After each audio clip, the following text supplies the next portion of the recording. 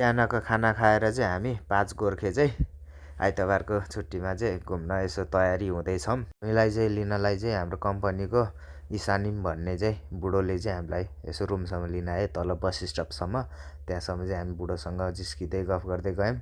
बुढोले खालि हामीलाई यसो यो कोरियन भाषामा सेक्या के हो भन्छ, त्यही पनि हामी माइन्ड गर्दैनौँ। हामी खास जान लागेको चाहिँ यस्तै साकुरा फुलेको ठाउँ होइन, सरर पैयुँ फुल, नेपालीमा पैयुँ फुल भन्छ, जापानिजमा साकुरा, यहाँ चाहिँ फतकोत के भन्दो रहेछ। खास साकुरा भनेर चिन्छ हामीले चाहिँ, यस्तै होइन साकुरा फुल्ने स्पेसल ठाउँमा जानलाई। यो चाहिँ कोरियामा चाहिँ जहाँपाइति अब साकुरा फुल्दो रहेछ क्या सिजनमा, जहाँपाइति साकुरा देख्ने। हेर्नु न कस्तो दामी देखिरहेको छ होइन, क्या हुन्छ त सिनारी नै मन खाने क्या।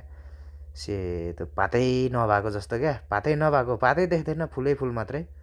मिठो देख्ने क्या, मिठो मस्त। आकाश पनि क्या खुलेको छ, मौसम दामी सफा छ। टक्क लगाएर हामी मस्त होइन मुस्कुराउँदै केटाहरू रमाइलो मान्दै धेरै पछि चाहिँ होइन कोठाबाट निक्लियो। ल रमाइलो हुने हो भनेर सोचेर केटाहरू चाहिँ सबैजना खुसी भएर हामी चाहिँ इसानिमको गाडीमा चढेर टक्क लगाएर बस स्टपसम्म जाने भयो। अनि हामी टक्क इसानिमलाई यसो धन्यवाद दियौँ सहयोग गर्नुभएकोमा भनेर। अनि हाम्रो चाहिँ यो कम्पनी हो, कम्पनीको अब पछाडि चाहिँ कम्पनीको अनि रेस्टुरेन्ट हो। अनि हाम्रो पुरानो दाइहरू पुरानो स्टाफहरू बस्छन्। अनि हामी यहाँ सबैजना भेला भएर चाहिँ बस स्टपमा टक्क लगाएर बसलाई कुर्ने अवस्थामा आइपुग्यौँ। अनि बस यसो हेर्दाखेरि अलि ढिला 15-20 मिनट जति ढिला हुने जस्तो देखियो। अनि हामी यहाँ हाम्रो पुरानो कम्पनीको होइन, पुरानो भनौँ न, हामीभन्दा सिनियर हाम्रो दिनेश सरको होइन चस्मा चाहिँ क्या खतरा लाग्यो हामीलाई। अनि यसो हुन्छ त चस्माको फेसिलिटिजहरू हुन्छ त त्यसको विशेषताहरू हामी हेरेर वाह के मक्कै परौँ केटाहरू। अनि टक्क लगाएर फोटोसोटो पनि खिच्न थाल्यो हामी।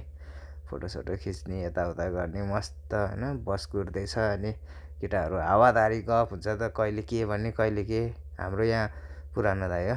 अनि गाडी चाहिँ होइन जे होस् हामीले कुर्दा टक्क लगाएर गाडी आइपुग्यो। अनि हामी टक्क सर्र लगाएर सबैजना पालैसित गाडीतर्फतिर हिँड्न लाग्यौँ। गाडी चढ्यौँ। अनि गाडी चढेपछि टक्क लगाएर साथीभाइसँग कुरा हुन थाल्यो।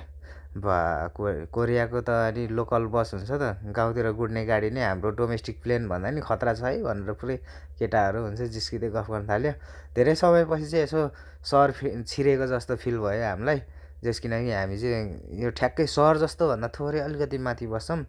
अनि त्यही भएर नि अनि खालि काममा जाने आउने जाने मात्रै हुन्छ। अनि कोरिया त के हो हुन्छ त खालि मोबाइलमा मात्रै देखा जस्तो भयो। अनि हामी चाहिँ टक्क लगाएर अनि आज चाहिँ ल के हो रियल कोरिया जस्तो फिल गर्न जाऊँ न त भनेर सबै मिलेर छुट्टी एक दिन छिर्यौँ। ठुल्ठुलो बिल्डिङ देख्यो होइन, यताउता रोडहरू ठुल्ठुलो, सबै कुरा ठुल्ठुलो देख्न थालेपछि केटाहरू मक्कै हुन थाल्यो। वा ल बल्ल कोरिया आएछ जस्तो फिल गरे सबैले टक्क होइन। अनि जताततै होइन जहाँपाइति यसो साकुराको चाहिँ फुलहरू देखिरहेको हुन्छौँ। अनि त्यही फुल हेर्दै मस्त मग्नमुग्ध हुँदै हामी बाटो चियाउँदै होइन हेर्दै हिँड्दै मस्त रमाइँदै हिँड्न थाल्यौँ। कोरियामा चाहिँ कस्तो हुने भने फेरि अनि जताततै गाडी देख्ने, सबै गाडी बाइक चाहिँ देख्दै नदेख्ने है, मान्छे नि देख्दै नदेख्ने के। मान्छे सबै गाडीमा हिँड्ने है, मान्छे सबै रेस्टुरेन्टमा क्याफेमा कता अफिसमा सबै बाहिर नदेख्ने क्या, भित्र मात्रै हुने क्या। अनि कस्तो अचम्म लाग्ने, गाडीहरू चापैचाप हुन्छ त गाडी चाहिँ धेरै देख्ने, मान्छे चाहिँ हत्तपत्त नदेख्ने क्या। त्यस्तै स्पेसल इभेन्टहरू भयो भने चाहिँ मान्छेहरू देखिने भयो। अनि हामी जाँदैछौँ होइन जेजु एयरपोर्टतिर, इन्टरनेसनल एयरपोर्ट नै हो। अनि टक्क लगाएर हामी जेजु एयरपोर्टतर्फ लाग्दैछौँ किनकि हामी चढेको बस चाहिँ जेजु एयरपोर्ट हुँदै जाँदो रहेछ। अनि जेजु एयरपोर्टतिर हामी लाग्यौँ। हाम्रो डेस्टिनेसन भनेको चाहिँ फतकोत भन्ने ठाउँमा हो। फतकोत भनेको पैयुँ फुल नेपालीमा, साकुरा फुल्ने ठाउँमा चाहिँ हामी जानु खोजेको हो। अनि यो जेजु इन्टरनेसनल एयरपोर्टमा हो हामी चाहिँ। हाम्रो चाहिँ डेस्टिनेसन आइपुग्न लागेको थियो। अनि हामी डेस्टिनेसनमा झर्छौँ होइन टक्क लगाएर।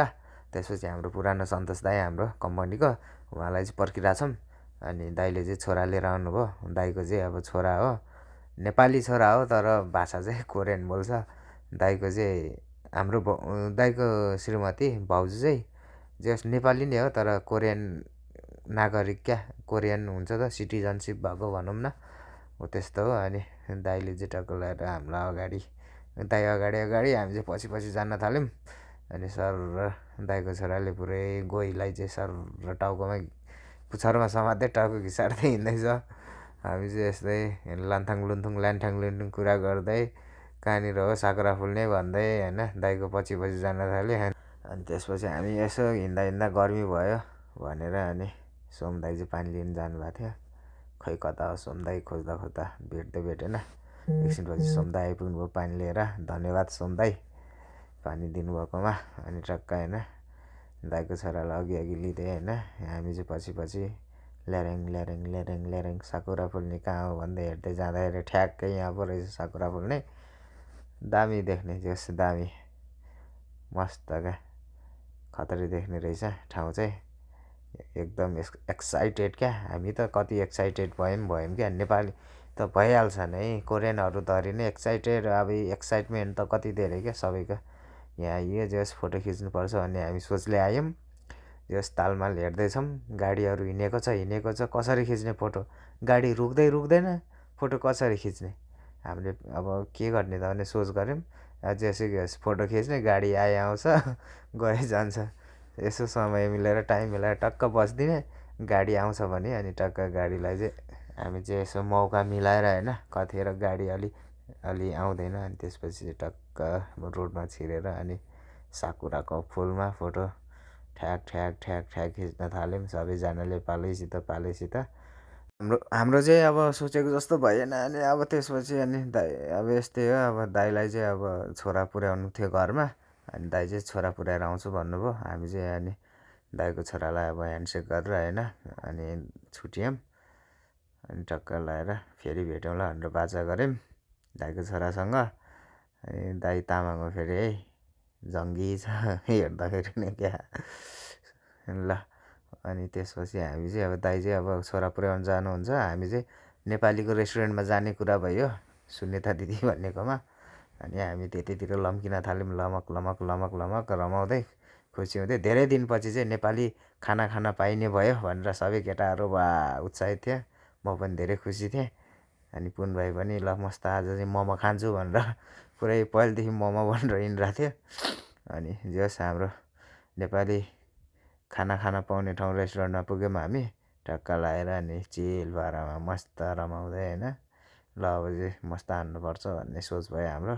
हामी अनि भित्र छिर्ने तर्खरमा गयौँ। अनि भित्र छिरियो। त्यसपछि हामी खानाको अर्डर दिइसकेका थियौँ। अनि नेपाल आइस बियर देखिहालेँ मैले।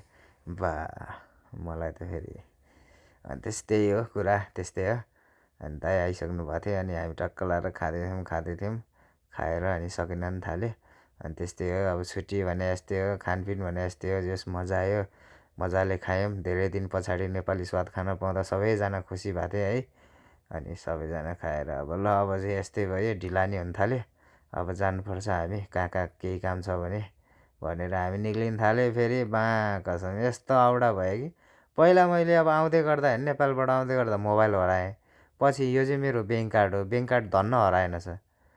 मैले चाहिँ अहिले के हरायो भन्दाखेरि खेथुङ कार्ड भन्ने के गाडीमा चढ्दाखेरि चाहिने कार्ड हराइहालेँ कि खालि केही न केही त म हराइरहेको हुन्छु भने दिमाग पनि कहाँ राखेर हिँड्छु मैले कता राखेर हिँड्छु भने थाहै हुँदैन।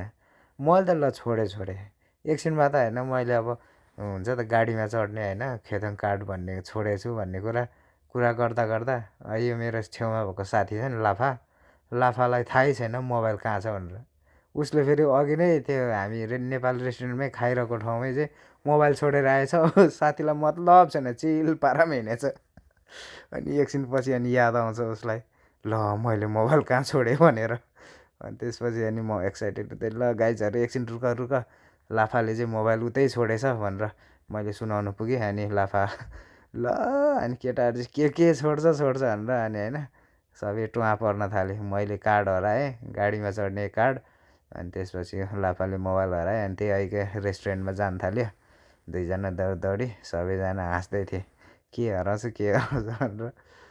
अनि त्यसपछि सबैजना मजाकमा लिइरहेको थियो हराउनेलाई। अनि यस्तै हो टक्क लगाएर सबैजना दौडिँदैछ।